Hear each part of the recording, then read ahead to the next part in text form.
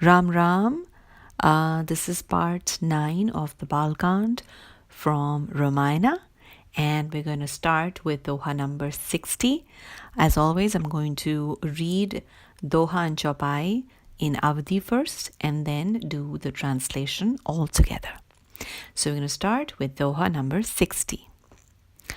दक्ष लिए मुनि बोली सब करन लगे बढ़ जाग नेवते सादर सकल सुरजे पावत मख भाग किन्नर नाग सिद्ध गंधर्भा बंधुहन समेत चले सुर सरबा विष्णु बिरंची महेशु बिहाई चले सकल सुर जान बनाई सती बिलोके व्योम विमाना जात चले सुंदर विधिनाना सुर सुंदरी करही कल गाना सुनत श्रवण छूटे ही मुनि ध्याना पूछेयु तब शिव कहेयु बखानी पिता यज्ञ सुनी कछु हर्षानी जो महेशु मोहि आयसु देही कछु दिन जाई रहो मिस एही पति परित्याग हृदय दुख भारी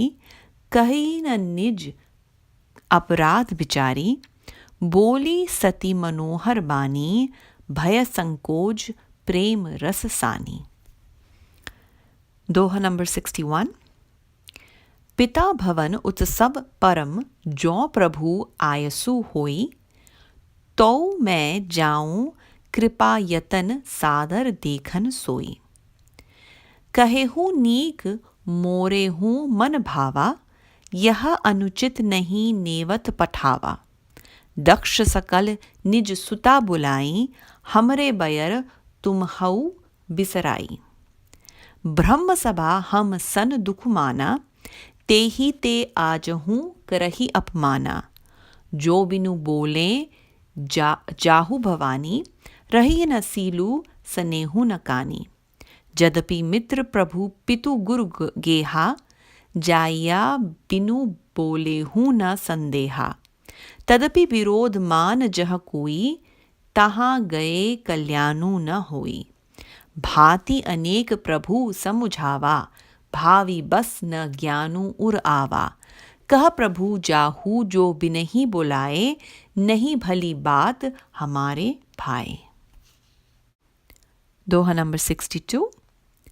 कही देखा हर जतन बहु रही न दक्ष कुमारी दिए मुख्य गण संग तब बिदा कीन त्रिपुरारी पिता भवन जब गई भवानी दक्ष त्रास काहू न सनमानी सादर भले ही मिली एक माता भगिनी मिली बहुत मुसुकाता दक्ष न कछु पूछी कुस लाता सतही बिलोकी जरे सब गाता सती जाई देखयु तब जागा कतहु न दीख शंभु कर भागा तब चित चढ़यु जो शंकर कहयु प्रभु अपमानु समुझी उर्धेयु पाछिल दुखु न हृदय अस व्यापा जस यह भयु महापरितापा यद्यपि जग दारुण दुख नाना सबते कठिन जाति अवमाना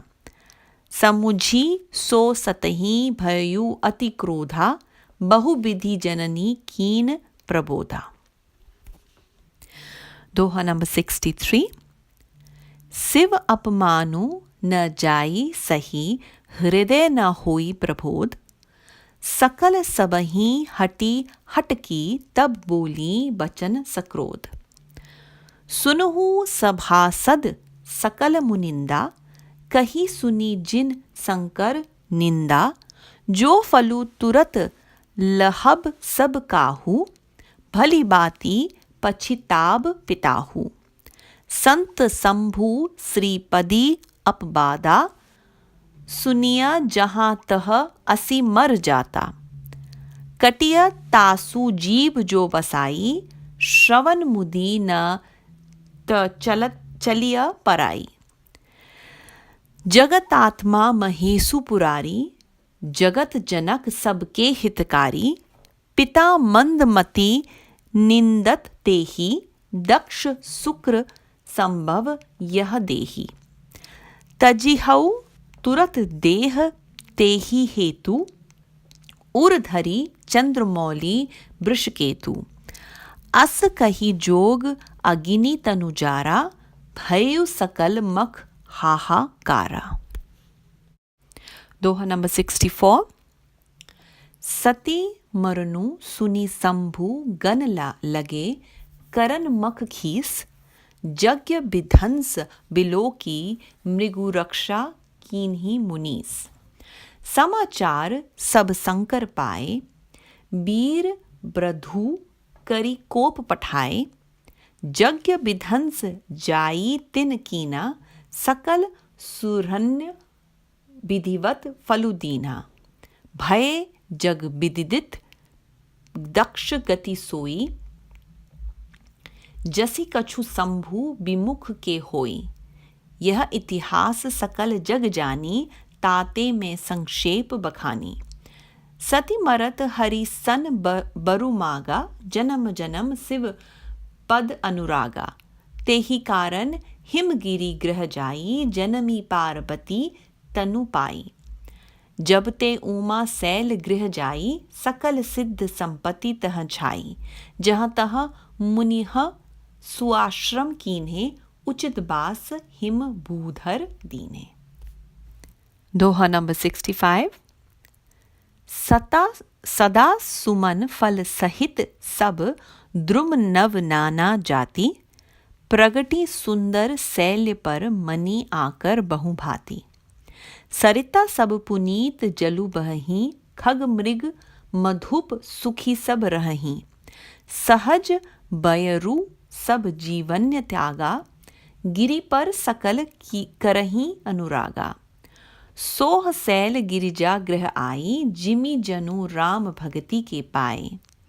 नित नूतन मंगल गृह तासु, ब्रह्मादिक गावहीं जसु जासु।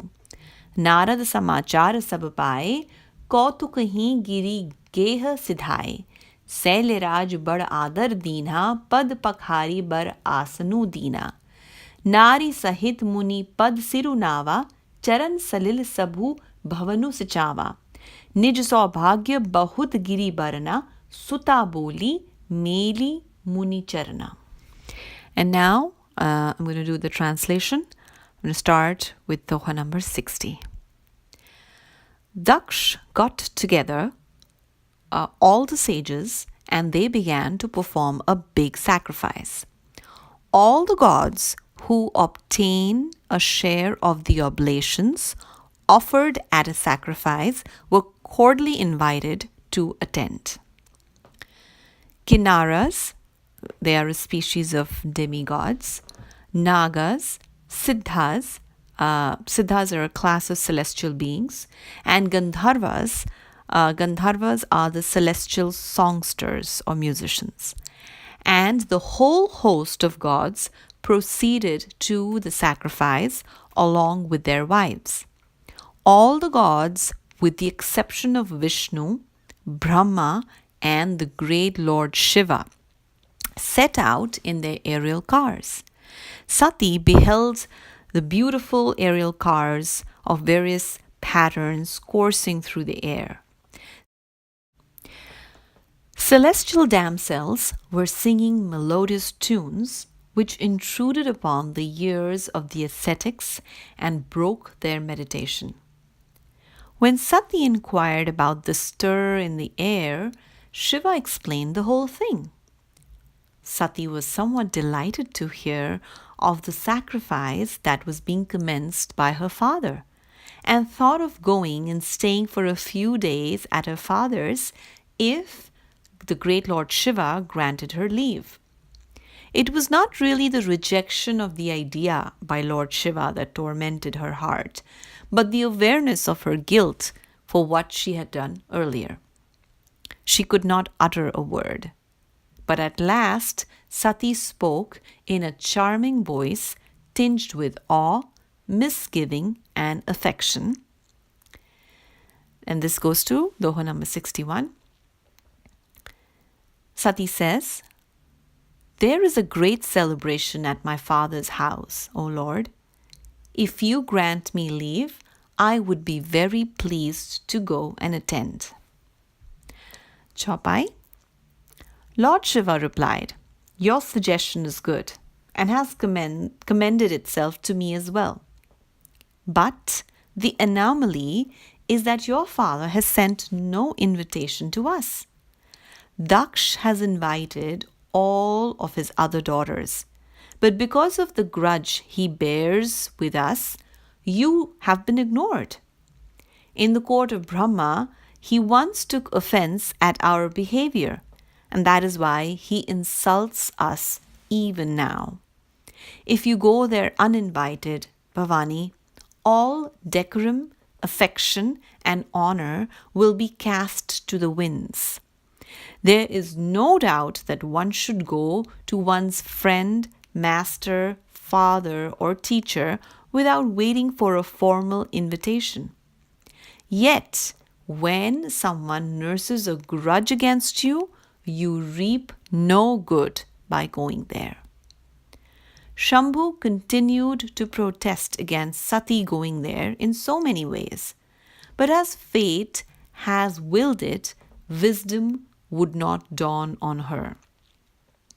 The Lord repeated once more that if she went to her father's place uninvited, to not anticipate any good results from it.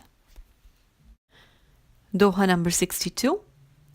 Having reasoned with her in ways more than one, when Shiva at last perceived that the daughter of Daksh, Sati, was not going to stay, the slayer of Tripura, Shiva, sent a few of his principal attendants to escort her to her father's place. Chaupai. When Bhavani reached her father's house, no one greeted her for fear of incurring Daksha's displeasure. Her mother was the solitary figure who met her kindly. Her sisters received her with abundant smiles as well. Daksha would not even inquire about her health. He burned all over with rage at the very sight of Sati. Sati then went to have a look at the sacrifice. But nowhere did she find any share of oblations set apart for Shambhu. That was when she realized the force of Shankara's warning. Her heart burned within her at the thought of the insult offered to her Lord. The former grief, that of the rejection by Lord Shiva, rejection of her by Lord Shiva, did not torment her heart so much as the great agony she felt now as a result of insults that was offered to her husband. Although there are terrible agonies of various kinds in this world, the insult offered to one's own people is the most painful of all.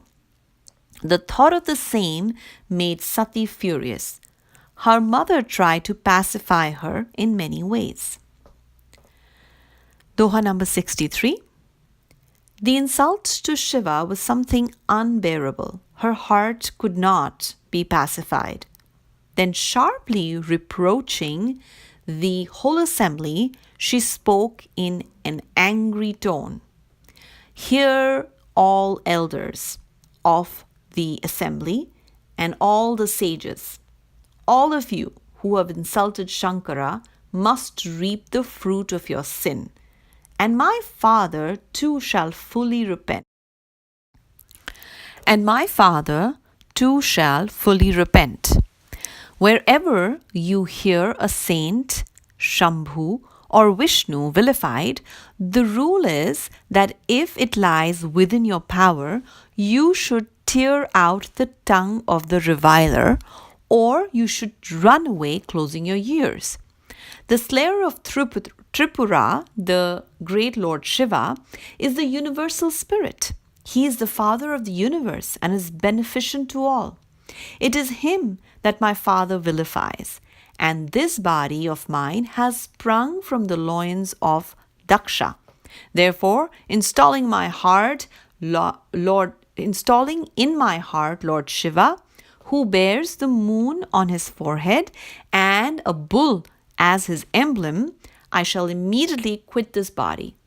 As she spoke, she jumped in the fire of yoga. A plaintive cry rose from the whole assembly. Hearing of Sati, Doha number 64. Hearing of Sati's death, the attendants of Shambhu began to destroy the sacrifice. Seeing the sacrifice being destroyed, the great sage Bhrigu protected it. Chopai. Sankara got all the news, and in his wrath he sent Veerbhadra. Going there, Veerbhadra made havoc of the sacrifice and punished all the gods accordingly. As is well known to the world, Daksha met the same fate which an opponent of Shambhu generally meets. The story is known throughout the world, and that is why I have told it in brief. While dying, Sati asked a boon of Sri Hari that she might remain devoted to the feet of Shiva in all successive births. That is why she was born as Parvati.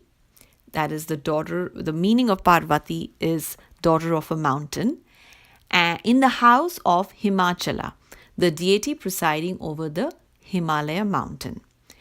Ever since Uma was born in the house of Himalaya, the mountain became an abode of all blessings and prosperity. Sages built beautiful hermitages here and there, and Himalaya assigned them suitable abodes in form of caves. Doha number 64.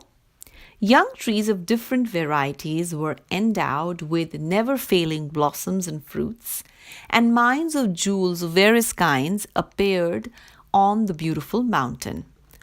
All the rivers bore holy waters, birds, beasts and bees all rejoiced. All animals gave up their natural antipathies, and all those who dwelt on the mountain loved one another. With the advent of Parvati, the mountain wore a cheerful look, just as devotion to Sri Ram lights up the face of a devotee.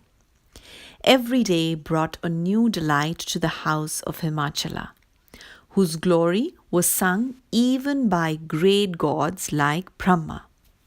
Receiving all the news, Narada eagerly went to the house of Himachala. The king of mountains received him with great honor. Washing the sage's feet, he led him to a beautiful seat. He bowed his head at the sage's feet along with his wife and had his whole mansion sprinkled with the water hallowed by his feet. Himachala extolled his own good luck and, summoning his daughter, placed her at the sage's feet. And with that, we have come to the end of this video. So we completed this at Chopai number 65, and this was part number 9. So I'm going to be posting part number 10 next, and I hope you enjoyed listening and reading this. Ram Ram. Thank you.